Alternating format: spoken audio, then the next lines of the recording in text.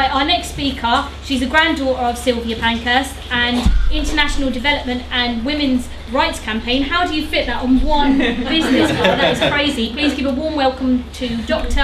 Helen Pankhurst.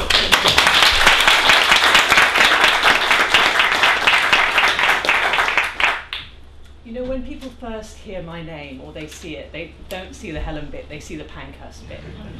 And then I can hear them or see them kind of doing this word association bit. So there's Pankhurst, I know that name, it's a famous name, women's rights, militancy, and it's Emily, isn't it? It's Emily Pankhurst, isn't it? And then, oh yeah, there's horses, there was some accident with horses. Oh, and she chained herself to the railing. And that's the story I often get.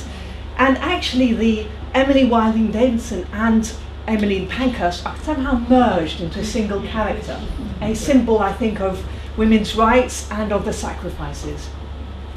So we need to, I think, demerge those two. They are two separate characters in a whole plethora of very, very colourful, amazing women, with all the sacrifices that they had to endure, with all the strength that they had, with all the colour and complexity of their characters. And I think we do them an injustice if they're all one single character, one single idealised character. They were complex, complicated, different spectrum of political views, and I think the more we can unpack that and describe the reality of who they were, the more we can achieve also going forward.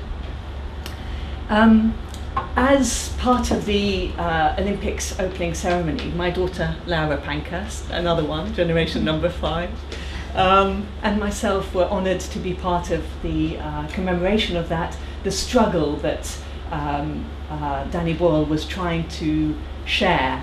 And actually Irene Cockcroft let us have some of the real suffragette jewellery, so we were wearing that in memory of the whole of the suffragette women. But the event that Danny Boyle and Toby Sedgwick, the choreographer, decided to enact in the group of 50 that he used as the to portray that suffragette movement was the derby, was that event, the sacrifice, and the way that it was enacted through the 50 volunteers was, and I don't know how many of you actually saw that, but what it was the event, and then the Emily, or 5 versions of Emily's, being carried onto the backs of other women symbolically, with her arms in a sacrificial image. And then Laura and I used that image together with some of the suffragettes, some of the Olympic suffragettes, as we're now calling them, in current day activism.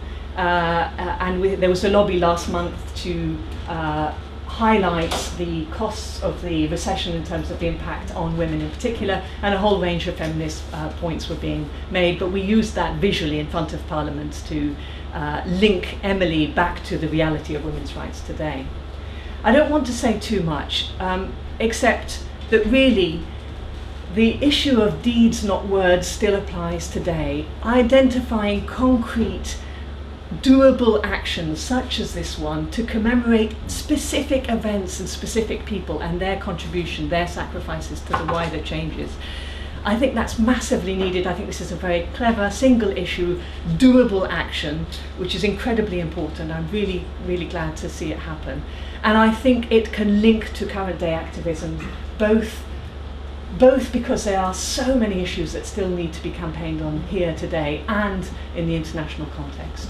So thank you for all being here and for taking part in such an amazing event.